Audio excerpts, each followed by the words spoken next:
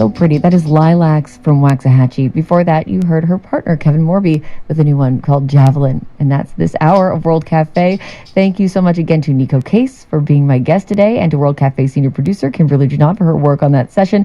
Thanks also to all of our affiliates across the country who bring this show to you. We produce it at WXPN at the University of Pennsylvania in Philadelphia. I'm Raina Duras. Thanks for listening to World Cafe from NPR.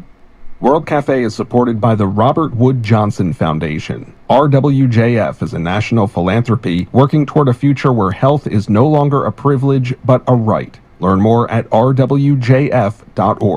And by the estate of Joan B. Kroc, whose bequest serves as an enduring investment in the future of public radio and seeks to help NPR produce programming that meets the highest standards of public service in journalism and cultural expression.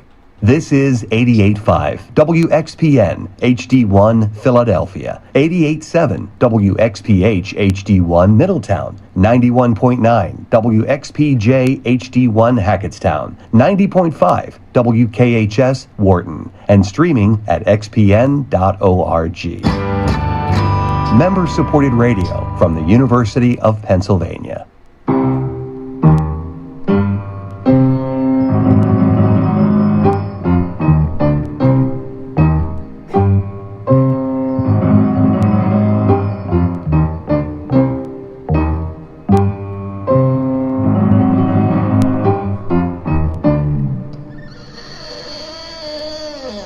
Welcome to Amazon Country, radio from lesbian and feminist perspectives. Here come the lesbians, here come the leaving lesbians.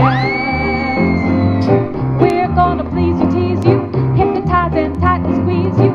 We're gonna get you if we can. Here come the lesbians. Don't go and try to fight it, run away or try to hide it. We want your love and that's our plan. Here come the lesbians.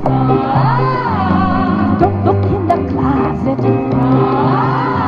What's creeping down the stairs? Welcome to Amazon Country, radio from lesbian and feminist perspectives. I'm your Amazon Country host and producer, Deborah D'Alessandro. Delighted that you're spending part of your Sunday night with me here at XPN.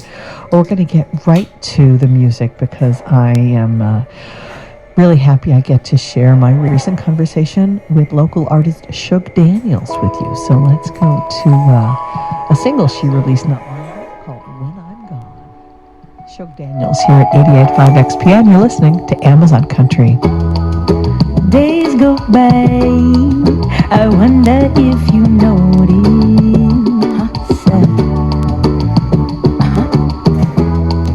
You're so high up in your sky-rise apartment.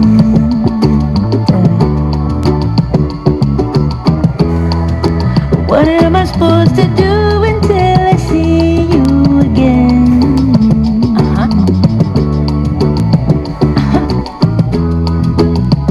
I'm not possessive, but I'm obsessed with the chance. I said I need to know, baby. Do you miss me when I'm gone?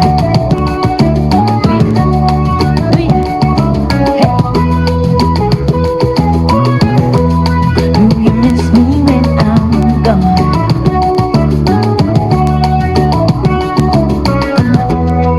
I know you got a girlfriend, but darling, I don't mind.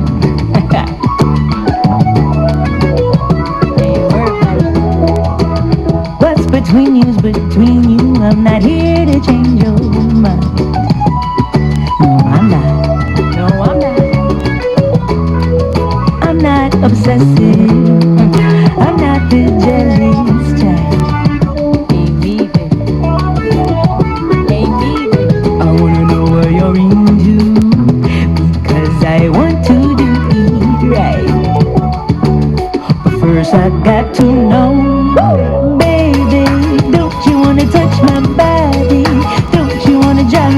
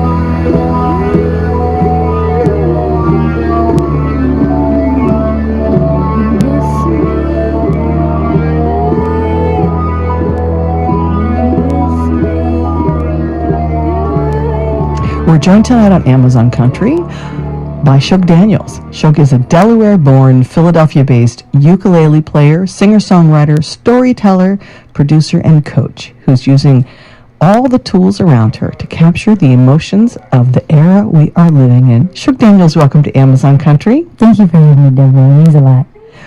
Well, I always want to highlight local talent, and I find it incredibly ironic and amusing that I had heard your music and was a fan and kept wanting to get to your shows, but we actually met in Michigan last August because you played a festival I was at, which is, I was attending, RISE.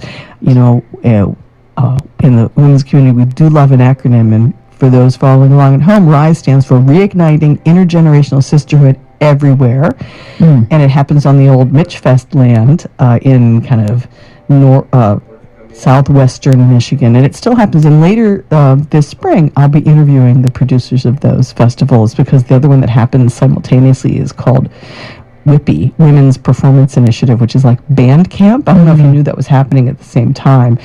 It's performance workshops, so you could be a writer, play an instrument. They have like orchestra band, and Ann Heaton teaches a singer-songwriter track, and I'm going to be leading a little festy choir. Okay. And then it's like at camp when you're at summer camp, and this is for women and girls, on the last night, Saturday night stage, each track gets to perform for everybody else. So That's the best part. isn't it? Because Yeah. we support each other. Exactly. But enough about what happened in Michigan when I got to meet you. I am so delighted to give our listeners a little window into you and your music. So tell us how you came to be a ukulele playing singer-songwriter who's now playing all kinds of gigs, including coming up soon next week. You're going to be at the Falzer Club, which is in my neck of the woods, Saturday, June 6th. Is that a noon show? It says noon. It's like a cool, almost like a music conference. That's awesome. Yeah, so this really just full of fire young man, Frank Vialli from Connecticut, he owns Bigger Beast Records, and he puts together these festivals called 21 Songwriters. And so he just brings songwriters from the area, and then some of his, on his indie label, and they go around, and a lot of times they're just donation based, but they do a bunch of songwriter in the rounds, and then they also do workshops. So there'll be like a writing workshop and then like music industry workshop, and people come out and speak. But for the Falzer Club, and there's always like, it's for some donation. We're not getting paid, so just a heads up, buy a ticket. It's not coming to me. It's going to the Falzer Club. Falzer Club in Philadelphia is our premier listening room at this point. Women owned. We love to see it. Shout out to my girls. And it's right off of Kelly Drive, so it's really easy to get to. I live in the Germantown section of the city. It's like 12 minutes for me. If you live in Center City, it's easy to get to. There's public transit, and it's like right along the Schuylkill River. So I love the Falzer, and it is a great listening room. It is. I've performed there probably at least 4 or 5 times there now, and I opened up for Chris Rise once when she came through, and it's just so beautiful. But this fundraiser specifically is to help them fund a kitchen, because I don't think most people don't think about it. They're just, how do venues make their money? And it's right at this point they're selling popcorn and soft drinks. No, the popcorn's still free, so shout out to them for keeping. No, I love that, but like they don't have a kitchen. But they need a kitchen, and we want to support them, and we want them to have a kitchen because we need that space. For me as a singer-songwriter, for what I do, that space is vital. So I'm excited to offer my talents and try to get some people in the door. Please come see us. It's going to be so big. With John Fay's on there. The lead singer of Kikashima is going to be there. My buddy Antar Goodwin from Roots Revival Roadshow. It's just a plethora of a veritable cornucopia of musical pleasures. Yes, girl. It's going to be good, including myself. So yeah, that's going to be beautiful. So you haven't always been a performing songwriter, so what's that journey been like for you? Well, I really actually have. Okay. Well, correct me. So my mom had me and my brothers in church. I don't remember the first time I ever got on stage. We were just always doing Sunday choir and singing, and we sung at home all the time. And for Christmas, my family would always do like a talent show. So you had to do like a song or a dance or tell a story or a joke or something. So I have actually been doing this. This is what you always loved doing. And was that talent show just for the family, or was it for the neighborhood? Yeah, it was for the fam. I love that. You know, Yeah, it's for the that's a fam. But great it's, way to celebrate Christmas. so all of my cousins are very talented. I think me, and then I have another cousin, Rocco, who is a producer down in Dover, Delaware, who's phenomenal. We're the only two I think that really went for it as far as music, but In we the all biz. used to, yeah. But I mean, there are many of us who music is our avocation, even if it's not our vocation. that's right. That's and right. it's make a joyful noise. That's right. Ashe. So, how many recordings are out there now? I mean, we played. What did we just play? We were just talking about my favorite Brand New song. Day. We just played Brand New Day, Brand New Day. and that's getting a lot of love here at XPN. It is. Thank you, guys. And so, how long have you been recording and putting music out there I that folks can started- download I and listen started- to in the streaming all the platforms? Yeah, so this was I Believe in You, which is my debut album for the Suge Daniels project. That's my first album, but I had some music that I previously released on Final Go Records, which was a really cool indie label based out of Brooklyn. And then Final Girl. It's called Final Go Are they Records. still around? They are still around. Yeah, they're great name. bi-coastal. Two girls. I knew one of them from when I used to play in this band Hoochie Coochie down in Delaware, and she seen I was putting out some solo stuff, so she reached out, and so they released Heavy and Franklin Street, which was my first EP. And then Don Giovanni Records, which is now Philly-based and used to be New Jersey. They had signed like Screaming Females, and I think Rat Boy might be on their label. That is now. a great Paisan name there. I know. So shout out to Don Joe. Giovanni. Yeah, and he released "When I'm Gone," which I know is one of your is. favorites. So in the Suge Daniels life, I have I got those few things out, but I mean I have been putting out music under different band names since I was in high school. I always, it was never a question. I always knew I was going to be a musician, and I feel like sometimes you just know. And I told you recently I had gotten into a little money insecurity, and I was like, I gotta get a job, and I got a job. I try to go straight, and I can't do it. I love this so much. I did a month, and I'm back to making music full time. Well, we're glad that you have taken that risk to put all your energy into making music, because it's a beautiful thing. And I went to your release party in Delaware. I don't know, was that last year? Because I'm a really poor historian of my own life timeline. It was that wonderful little venue. Arden? Yes. Arden Guildhall. I Oh my love goodness, Arden. it's beautiful. And so what really impressed me, I guess it was the second time I saw you, because I had seen you at the Mitch Fest, is the energy and joy you bring. Because we're both short women. I think I can, Little out you ladies. as being petite, because you can't tell. Everybody's tall on the radio. Yeah. But your energy is huge. And the love between you and the bandmates you had on that stage. First off, tight band. Yeah, Just thank you. outstanding. And just that love came through. And the love in the room. You clearly have a following as a Delawarean. Listen, they keep showing up, so I keep giving them my best. So where do you see yourself, like, aspirationally to, continue with this, the path of being a working musician? I found so I always say I write music for me. I need to write because I need to process. It is just my way. I perform for my community. I perform because you never know who needs to hear that song. It is so vital, in this day and age of everybody's on the internet and living life. I'm here to tell all the young people who are making music, it is so fun to make music and put it online, but get it in front of some people. That's really where the magic happens. I think sometimes the internet can rob us with these analytics and the numbers and the streams. And it's cool, I say it all the time at the end of the show, it's really cool when your music is getting played out all the way over in Russia or in Canada and all these places. I'm very grateful.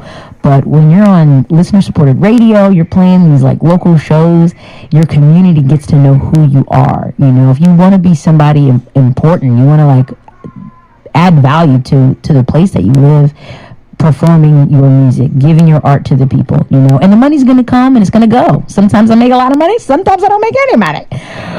But doing what you love and following that passion is going to make you just so much more happier than getting a bunch of streams, I'll tell you what. Well, I think the internet has given folks the ability to build an audience, but it's being in the room with live music, whether you're on the audience side or the performance side. If COVID taught us anything, it's how much we missed that when all we could do is see people from their living rooms. And I remember, the XPN studios are in the same building with what is now called World Stage, that it was dark for a long time because it wasn't safe to be together, and how much we all craved being in the same room, having the vibration of the sound waves all experienced together. It's a community experience. Yeah, it really is. And it changes us. It does change us. And I'll even, just to jump back to, the love that was on that stage, I call my band the Chosen Family Band. And, as a queer woman, when you grow up and you hear the word chosen family, because not all of us, sometimes our families will, they want nothing to do with us. So then we find people that make us feel seen and make us feel good. And everybody on that stage, we all feel that way for each other. Everyone is a main character, like every single one of them. Main character energy. They all have main character energy. Absolutely. And we love each other and we support each other. They all have their own projects, and I go to their shows, and it's just so wonderful. And I think to go around and bring that, and the band is diverse too. There's like all different kind of people. I have two-spirit people. I have indigenous and Hispanic and Indian and Jewish, and there's just everybody's on that stage with me. And when you're in the audience, there's somebody for you. It's just like, yeah, it's and I didn't even do that on purpose. That's just my family. It's just who you drew together. Yeah. I think like attracts like, and I feel very blessed. Your vibe attracts your tribe. That's right, man. A friend of mine, Sharita Powell, has an amazing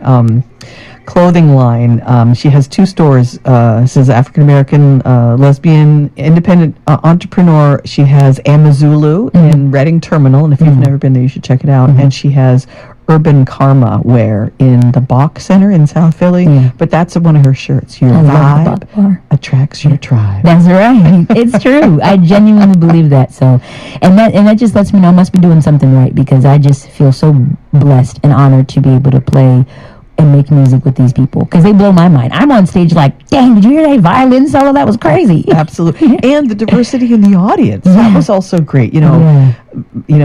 All the colors, all the ages, and people that look like they could be your parents' age.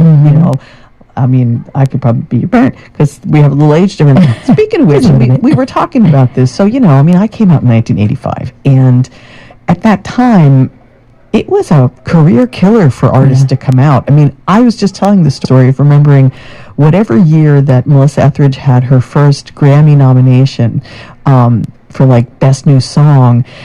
I sat in the living room of the group house. I lived with other women in Fairmount section of the city, and we saw this woman come onto stage in all leather, singing Like the Way I Do, I think, or one of those great ones from that first album. And we were like, oh, that's a lesbian. But she couldn't be out yet, right?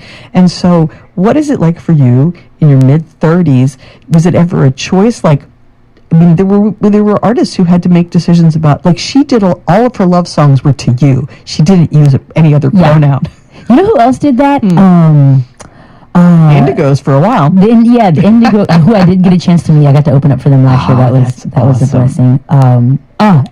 His name slips my mind, which is going to drive me crazy. Because not Rufus Wainwright. No, he's younger too.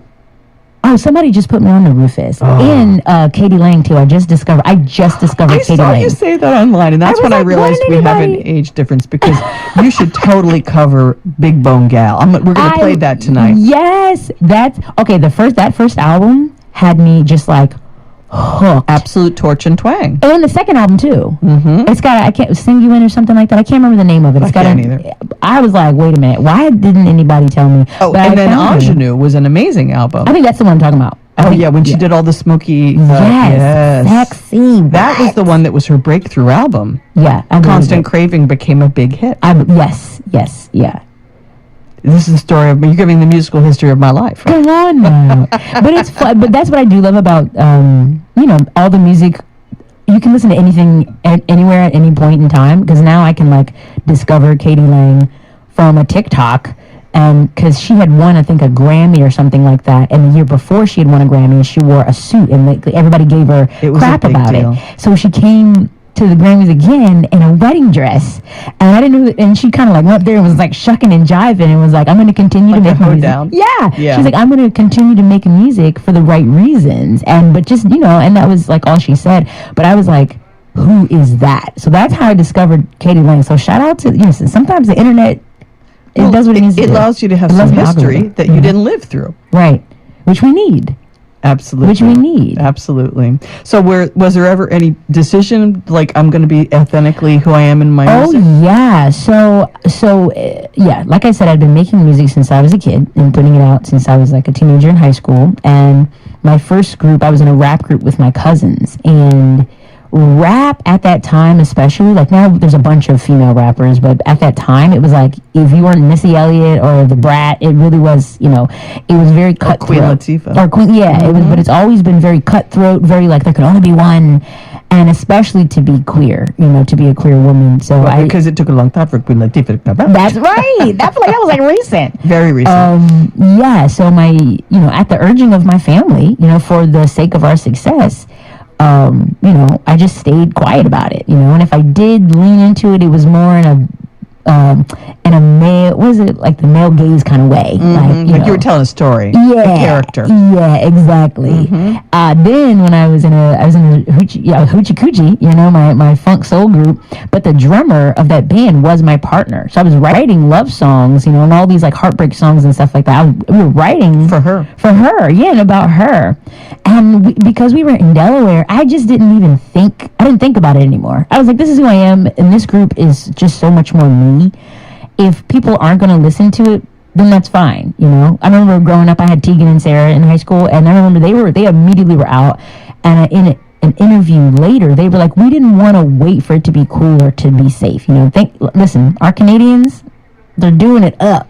And there were others who had paved that trail for them. Yeah, absolutely. Like Katie Lang. And Speaking the of Indigo Canadians, Girls. that's Yeah. right. And then, they all, Brandi Carlile stands on the shoulders of the one Yes. who went before her. Absolutely. As So does it's Chuck like, Daniels. yeah, so it's like they did all that for me to not use the pronouns, and I love a good gender neutral song, but I also love it when I know exactly what's going on, Well, and like I said, the beautiful thing about that audience is that there were, I saw, it was one particular, like, older white straight couple I chatted with. They were like loving everything you were doing, so they could see their love in your songs, just the same way that lesbian and gay and other queer folk saw ourselves in all of the straight love songs that it was all we had access to when we were coming out. As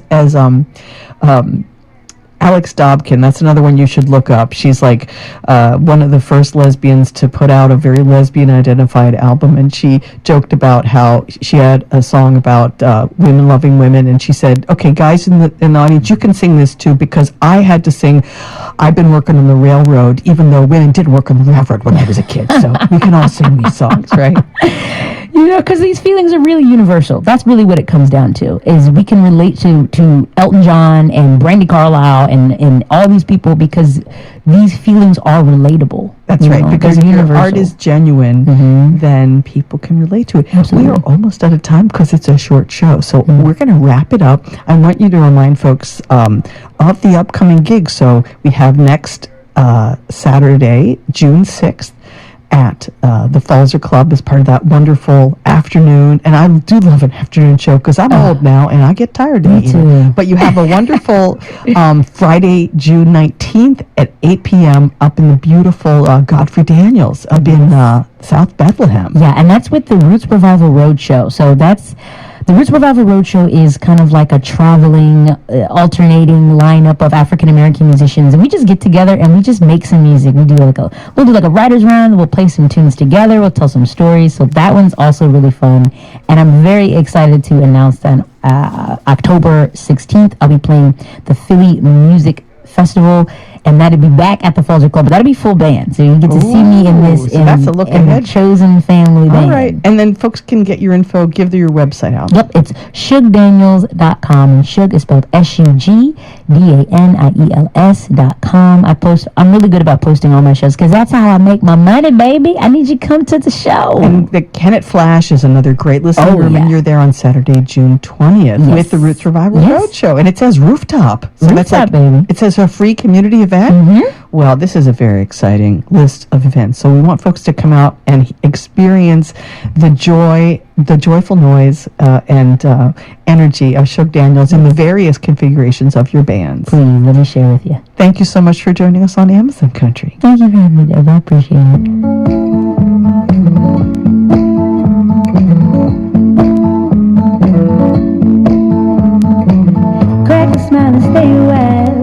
jokes and I'm a sucker for style. That pretty face stops me in place.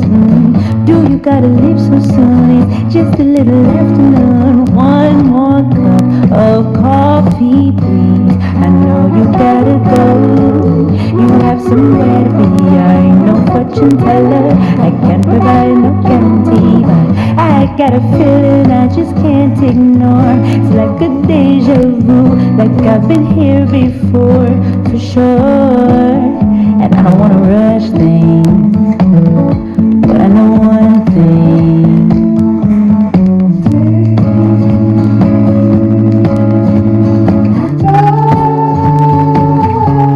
And get to know me.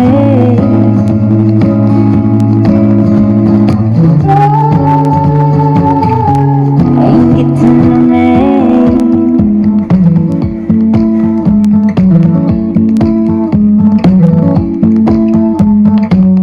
You were talking like a mile a minute. That's cause you're excited, admit it's so strange, but in the best way. Please let me elaborate. Haven't had much luck with dates. You're so easy, you could be home base. Cheeks hurt from smiling like I'm 17. Kiss me on the corner and I'm so happy. I've been having a rough go of it, and you just made my week. Can I see you again? For sure. And I don't wanna rush things, but I know one thing.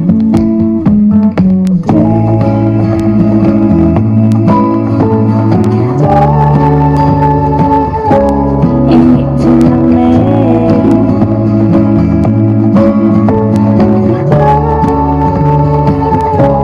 And get to know me. And get to know me.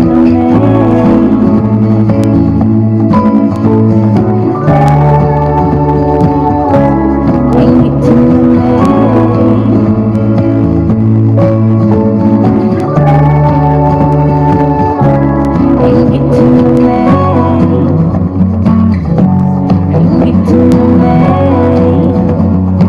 Addie's Shook Daniels, the song When I'm Gone. I hope you enjoyed that conversation with her. She does have some great gigs coming up, as we were mentioning. You can get all the information at her website, SUGDANIELS.com, ShookDaniels.com. The one coming up next is Saturday, June 6th. She goes on around noon. It's a day-long kind of music festival, as she mentioned, at the Falzer Club in Philadelphia. Well, I am Deborah D'Alessandro, host and producer of Amazon Country, reminding you, as I do every week, that lesbians and our allies are everywhere. And since the young Shook Daniels recently discovered K.D. Lang, we have to go out with K.D. Lang performing live at the World Cafe. I don't have the year on this, but it was volume 4 of World Cafe's live recording, so it was a minute ago. And this is her song, Sexuality. Have yourself a great week.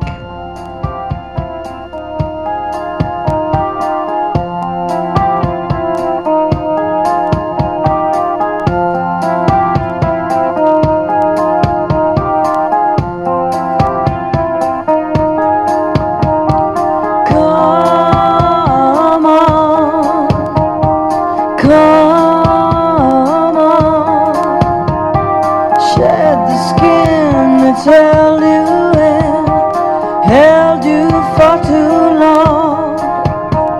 How bad could it be if you should fall in love with me? How bad could it be? Sexuality.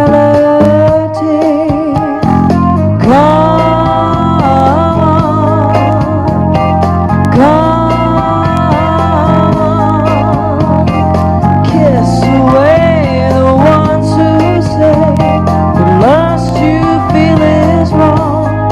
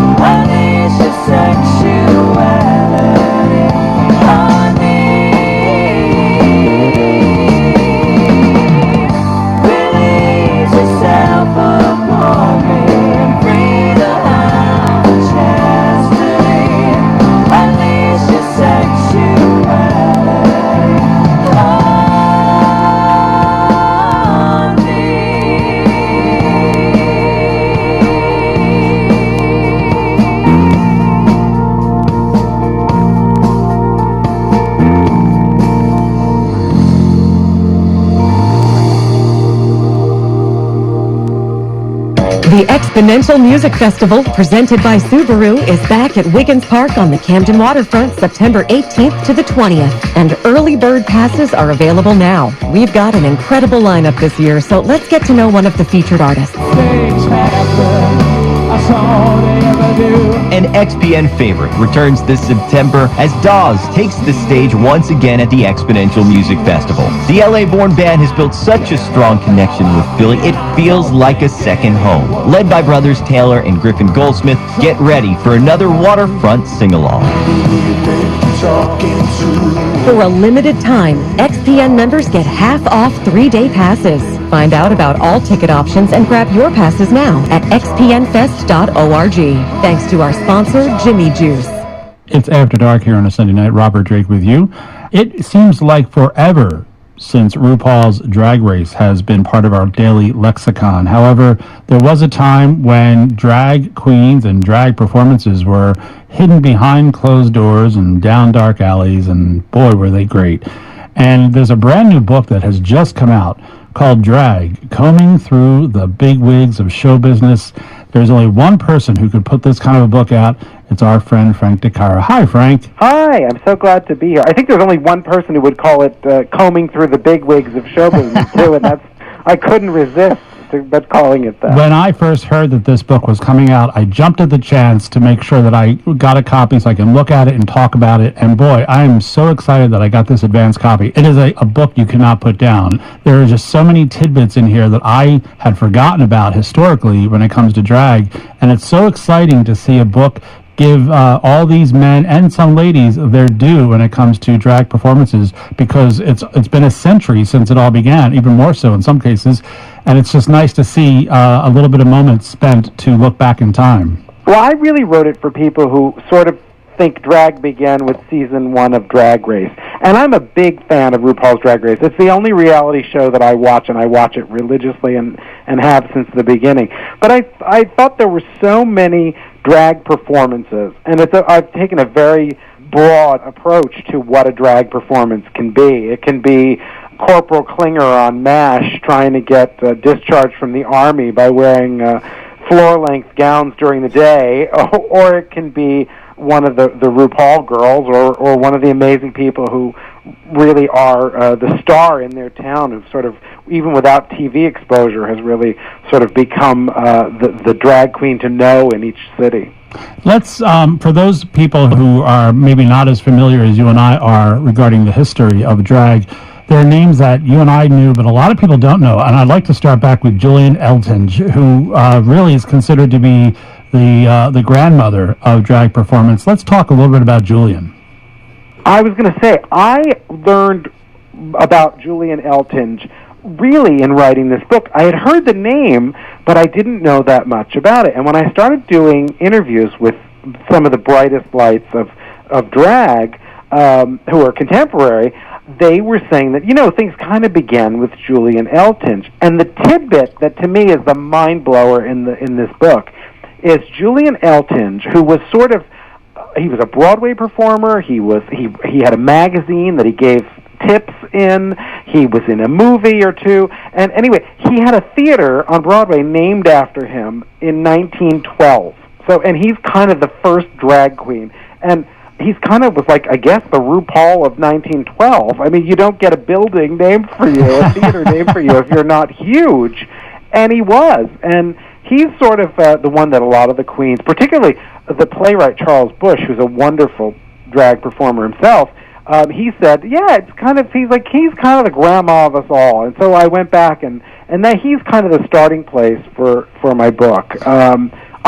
I find it mind-blowing that 107 years ago, this drag queen, who did, God forbid you called him a drag queen back then, if they even had that phraseology, but he was, a female mimic, they called them back then, and a female impersonator, and he defended his masculinity. Apparently he was known for a good bar fight once in a while, if you said he was anything but a man.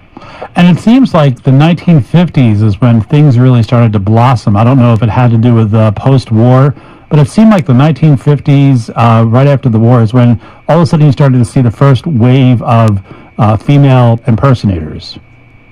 I'm amazed that people have always sort of sought it out as a sort of a walk on the mildly wild side. You know, it's wild, but it's not that wild. Right. But they would go to clubs, and it wouldn't just be New York, Chicago, San Francisco, L.A. They would have troops that would go around the country and perform, and they would do turnabout reviews where all the men would dress as women and vice versa in a club. And this kind of entertainment is so much a part of show business for as long as there's really been the notion of showbiz. It was part of vaudeville, it was part of burlesque, it's just whenever you needed a good giggle, it was a great way to do it, and it really became so much a part of showbiz. I just like that people really always sought it out, and I don't think it was just gay people either. I think it was sort of cool, if you were cool, this was something you wanted to learn more about and enjoy, and the kind of hot spot that was a little bit naughty, and you felt a little wild for doing it, but it was not unsafe either. So I think that's why people always sought it out. I love to say it turns out Medea was a lot more Tyler Perry's Medea than we ever imagined, because since the beginning of entertainment, since somebody first got on a stage and learned their lines, there's been someone dressing as the opposite gender, and it's fascinating to me, and that's kind of why I wanted to do the book. One of the things that was really interesting for me, historically speaking, was a lot of these performers allowed themselves to pretty much do and say whatever they wanted because they were someone else on stage at a time where, you had Joe McCarthy, you had a lot of editorial censorship going on, so they were allowed to be a lot more free because they technically weren't themselves. They were another person. Bianca Del Rio says it best. It said, if I'm out of drag and I say the things I do, I'm an evil biatch, and if I'm in a dress, I'm screamingly funny. And it's true. You really can get away with almost anything if you are funny and in drag. I mean, Divine said that. Divine said, in my costume, I can get away with anything. It's a mask, but it's the mask you put on to tell the truth. It's the mask that reveals, or the illusion that reveals the reality. Let's put it that way. It really is kind of a freeing thing. And I mean, in the old days, certainly you were not, they didn't talk about being gay, they didn't talk about having any sexuality whatsoever. There was just sort of, I'm a femme mimic, and I do my lip syncing, or I do my original material, or I sing, or whatever they do, and there wasn't really a full life that they were allowed to portray the way they are now on Drag Race. But certainly they could pack them in and get national press, and the gossip columns of the day would write them up, and it's wild to me. It's acceptance, but it's also, you were kind of an outlaw at the same time. But if you were smart, you embraced them and appreciated them. And I always say it's the smart set that sought them out, and still does, to be honest with you. Although now it's so mainstream, everyone's into drag. You and I are from a generation when female impersonators performed their versions of celebrity women. Overwhelmingly, the majority of men who did drag in the 60s and 70s, that golden age of television, primarily were doing celebrities. They were performing Betty Davis or Judy Garland or Barbra Streisand. It seemed like it was the safe way to enter that. Not to necessarily have your own persona, but just to have an embracement of someone people could recognize and say, wow, you're really good at impersonating them. And maybe that was the entrance. I don't know. Call that the gateway drag. I do. I think female impersonation is of a celebrity. I mean, audiences go wild, especially when they find out it's a man who's looking like Judy Garland or Liza Minnelli or any number of Well, even like Chuck Sweeney is Peggy Lee. That's an amazing one. Chuck Sweeney is one of my favorite people, and certainly one of my favorite impersonators. I think his Peggy Lee, because it is sort of a cracked circus mirror kind of version of Peggy Lee, is just so brilliant. And he ends up becoming more Peggy Lee than Peggy Lee herself. I agree. He's just a brilliant performer and a sweetheart of a man besides. But God, he's funny on stage, and the patter that he comes up with is so deranged. And then he'll go and sing Fever, and you'd swear you're really listening to Peggy Lee, and he's really singing and not lip syncing. And he's really a delight. I have to tell you, I was just watching a clip. It still blows my mind. Jim Bailey, who was kind of the patron saint of female impersonation from the 60s and 70s, he was on TV shows. He was on Vegas as Judy Garland. He was on Here's Lucy with Lucille Ball as Phyllis Diller. Well, I'm watching a clip of him today on a Super Bowl preview special, a primetime network television Super Bowl preview special, and he arrives dressed as Star is Born era Barbra Streisand in an open convertible, and it's like, what were people thinking in the 70s? It's the late 70s, and he shows up as Barbra Streisand, and it's on the Super Bowl. It's amazing to me. But that's kind of the strange thing about how mainstream drag could be, as long as you didn't get into the icky stuff of I have a boyfriend, or I'm gay, or I'm whatever. If you were just a man in a dress and you didn't talk about your love life or have any didn't talk about your life really at all other than your work life, then you could get away with it in the same way Liberace could. I mean, it was just audiences of the most mainstreamed variety loved them and embraced them. But I still find it mind-blowing that he's dressed as Barbra Streisand on a Super Bowl-related special in primetime. That still blows my mind. That is pretty impressive. It seemed to be until somewhere around the late 1970s, you started to notice performers creating their own characters. I noticed that like the late 70s and early 80s is really when it took a turn. Well, it was fascinating. I mean, in the 80s, I think New York really was where the roots of what we think of as drag today really started. I think you look at the people who were performing at the Pyramid Club in the East Village in the mid-80s, that was kind of the birth of this sort of deranged crack take on drag that we like so much now, where, these are the people who grew up watching, say, Flip Wilson on his own show dressed as Geraldine, and then they'd seen the early Divine movies, and they brought every bit of pop culture with them and then created these strange personas, and we were delighted by them. I mean, we were looking for someone like a Lady Bunny or early RuPaul. I mean, RuPaul's RuPaul. That's really Ru's name. There's no character there. It's RuPaul. And you put RuPaul in a gorgeous dress and heels and make him 9 feet tall, and he's more Ru than Ru. Right. And now I love Lady Bunny's line. She said, he's such a good drag queen, he doesn't even have to get in drag anymore. And it's true. I mean, RuPaul is RuPaul, period, whether he's wearing a dress or not. And that's kind of amazing. But I do love when things took off in the 80s, where it became sort of, instead of just doing, here's me recreating Judy Garland and all her tragic glamour, well, we're gonna do a night and it'll be 1,000 people dressed as Judy Garland, or it'll be the dueling bankheads, and it'll be two of them talking to each other and talking dirty and cracking wise, and I think it's that when it kind of took a turn, when suddenly it became truly performance art instead of just female impersonation. It was sort of, what's better than one Stevie Nicks? A room full of them, And I think you're right. I do believe that a lot of that era owes a tip of hat to people like Divine. Divine definitely paved the way for, if you think about, you look historically back on drag, Divine was probably the first male playing something that never existed before versus a Hollywood starlet of sorts. They were just playing a character that they created and became cult famous because of it. Well, Divine liked to say, all my life I wanted to look like Elizabeth Taylor, and now she's starting to look like me. That's my favorite drag quote, I think, ever. But it's sort of, they start, Lady Bunny started as sort of the impetus for her with someone like Dusty Springfield and other performers of the 60s. She says someone who wore upper and lower fake lashes and made them huge.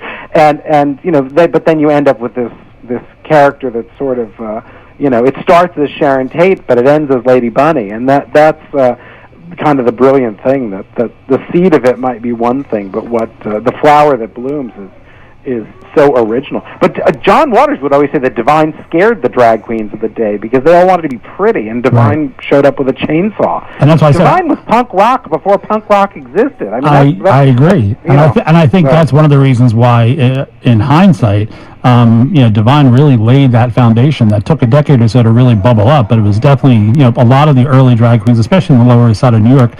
Definitely, if you look at their characters, their actors, there's a lot of homage to what Divine and his crew represented. And then on the West Coast, you had groups like the Cockettes and the Cycle Sluts in Los Angeles, and the Sisters of Perpetual Indulgence. I mean, they were all doing stuff that was wild. The Cockettes, to me, are mind-blowing because even today, you watch what they do, and you're like, that's too freak flag flying for me. It's out there. It's 40 years later, and it's still a head-scratcher because they're naked a lot of the time. They don't shave. They're wearing glitter all over themselves, but they're not. They're sort of in drag, but they're kind of not. They're gay, but they're straight. They have children, and they dress them in drag. It's just a kind of, I think John Waters called it a sexual anarchy going on there because you kind of can't pin it down. He says in the Cockettes documentary that I reference in the book that the Cockettes are still shocking, and it's true. I mean, it's like it's 50 years later, and I still can't believe what we're... And, in hindsight, looking, especially with the Cockettes, they definitely were a thumbprint of the scene in San Francisco in the 70s. It was that crazy freedom that the San Francisco was experiencing back then, and I think they just took it to the extreme and embraced it. And you definitely see that when you watch the old videos. Yeah, well, I wanted to put all of them, and everyone we're talking about, there's a tribute to in the book, Drag Combing Through the Big Leagues of Show Business, because I really wanted people to know how diverse drag could be. That it could be Herman Munster getting zapped by a bolt of electricity and waking up a woman, which I think Herman Munster on the Munsters in 1964 or 5 is the first trans character because he gets hit with lightning and suddenly he's a woman. He's Aunt Herman. And then he changes back because one does, I guess, in a sitcom. That was my first drag queen, was Herman Munster in Pin Curls, Yep, I was excited to see both Dan Aykroyd and John Candy's representation of Julia Child and Divine included in the book, because to me, they're iconic moments in the history of drag performances. There were more photos, but for whatever reason, the network would not release photos of certain performers. I can't explain it. But there would have been more photos. But certainly that didn't stop me from talking about Terry Sweeney as Nancy Reagan, any of the SNL, the Coffee Talk, Linda Richman, and all those characters. It's funny to me that sketch comedy was very important in terms of drag on television. And it was a certain kind of drag, but it was hilarious. And even today, I mean, we look back on someone like Fred Armisen doing Penny Marshall, and it's kind of it's very loving, but it's hilarious at the same time. And I think that was part of it.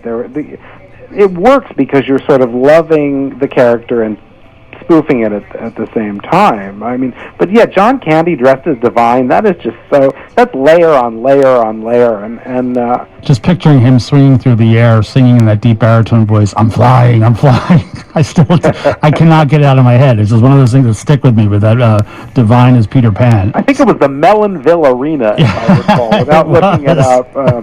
That Peter Pan production at the Mellonville Arena. We're chatting with Frank DeCaro on the phone right now. Of course, Frank's new book is Drag, Combing Through the Big Wigs of Show Business. It is just coming out, and it's an amazing tome celebrating the history and all the left and right turns that drag has taken over the past century.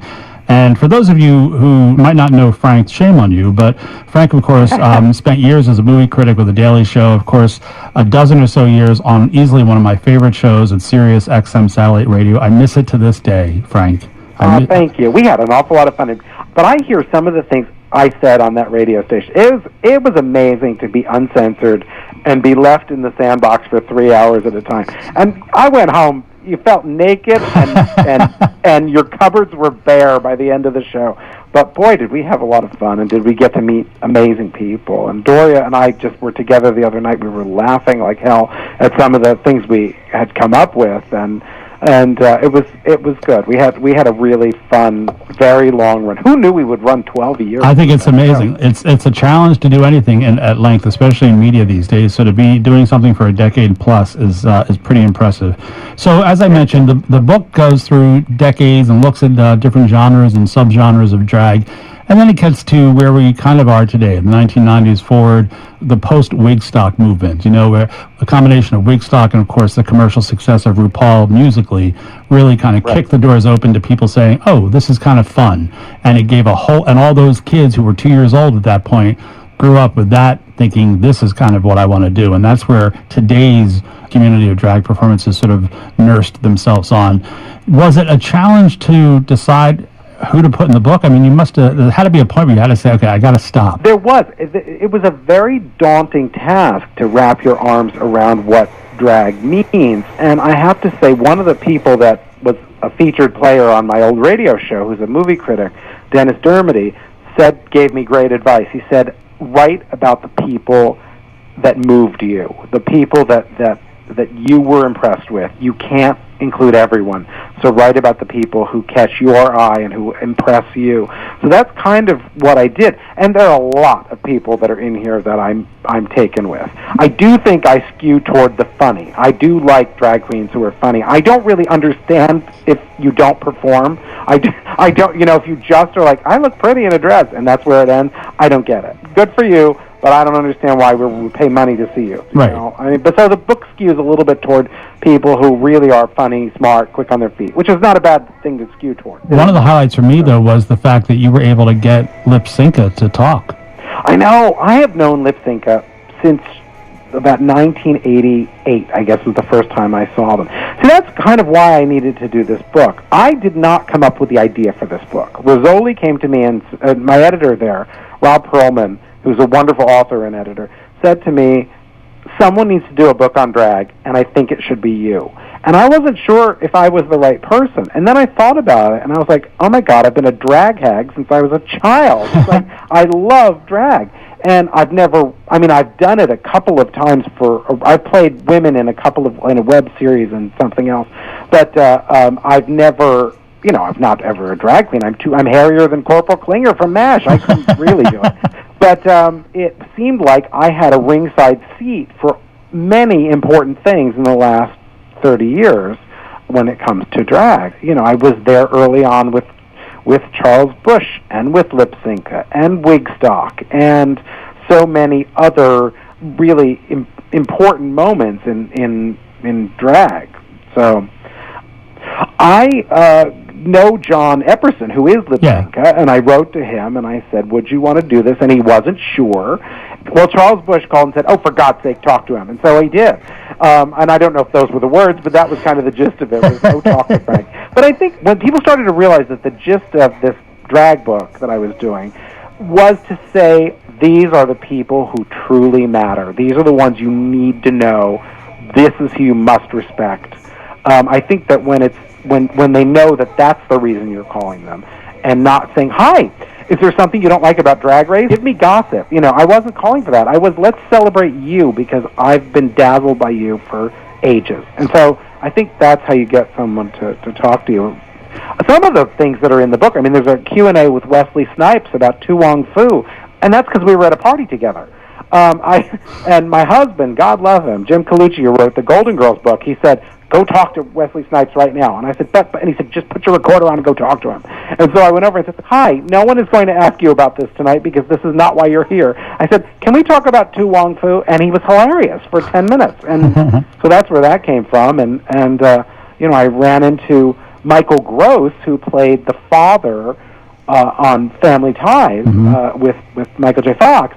And I said to him, I was doing a drag book, and he said, I played Greta in Bent. That was my Broadway debut. I was the drag queen in Bent with Richard Gere, and I was like, we have to talk. So we did. The fact that you gave it its own chapter was looking at the three Charles Pierce, Charles Ludlam, and Charles Busch. Well, Charles Ludlam, who a lot of people don't really know, was really formative for a lot of people in terms of underground theater and doing mashups of pop culture things before everyone did that. When I talk to young people, I want to say, you do realize and you actually you don't realize, but this whole sort of pop culture mashup thing didn't exist when I was a kid. But people didn't pay attention to low culture. They didn't pay attention to. Nobody said, if we set Grease the movie in ancient Greece and combine it with Clash of the Titans, we could turn it into whatever. I mean, now people do things like that, but it's like 40 years ago. Nobody thought that way. That was crazy talk. And here comes along Charles Ludlam, and he's doing snippets from Shakespeare mashed up with clips from Women's Wear Daily about fashion collections and turning it into dialogue in a play. And so he was very much before his time, and of course he was someone who died very young, as so many did, unfortunately. And but he was important. But it did strike me as odd that there were that many people named Charles who were important in drag. And it's actually four, because there's Charles Busch, who's amazing with Vampire Lesbians and of Sodom and so many other things. Charles Pierce was one of the funniest. They said he was the funniest man ever to wear a girdle, was the line about him, and he was great. And then Charles Ludlam on Underground Theater, and then RuPaul's last name is Charles too. So I guess it's if your name is Charles and you don't wear a dress, you should just get with the program, okay? Prince Charles. Prince Charles. So, but it's your calling. If your name is Charles, you should be wearing a cheater and high heels. Once again, chatting with Frank DeCaro. The book is called Drag: Combing Through the Big Wigs of Show Business. Rizzoli Publishing has it out now. It is a phenomenal book. I recommend it very highly. I cannot put this down. It's really well done. I can't see anything you missed, honestly. It's just a really well done book, so congratulations. If my book is half as successful as Jim's Golden Girls Forever book, I'll be very happy. His book has done amazingly well. It's been a New York Times bestseller, and I'm thrilled for him. And it should happen to me. That's all I can Well, all I can tell you is that if every drag queen and wannabe drag queen alone buys the book, you should be fine. I hope. Let's hope Rizzoli keeps it in print and gets it out there, and people keep buying it. It was the first week it was on Amazon. The first few weeks, actually, it was the #1 new release in in the category of fashion history, I think it was, and lifestyle photography. It was #1 in a couple of categories for the first few weeks as a new release. So let's hope when it finally hits the stores that people get excited about it. And I'm telling you, now it's not only do you check social media every day, you check your Amazon ranking every day. It's thirsty and sad, and I love every minute of it. Frank, thanks so much for hanging out with us tonight. We appreciate it. Thank you. And if you would, follow me on social media at Frank DeCaro Show. That's where you can find me all across every platform except Grindr. Or no, that's not one. Wait, you know what I mean. Thanks, Frank.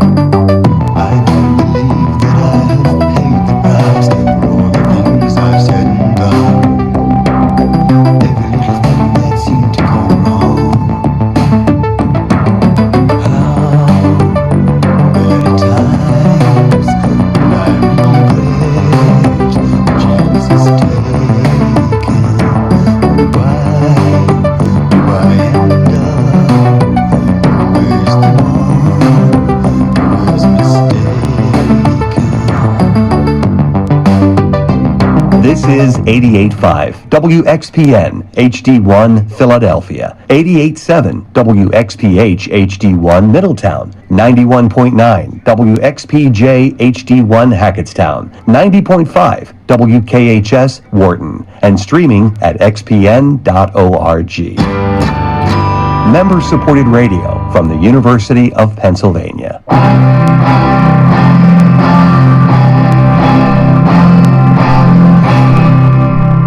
They seek him here, they seek him there. His clothes are loud, but never square.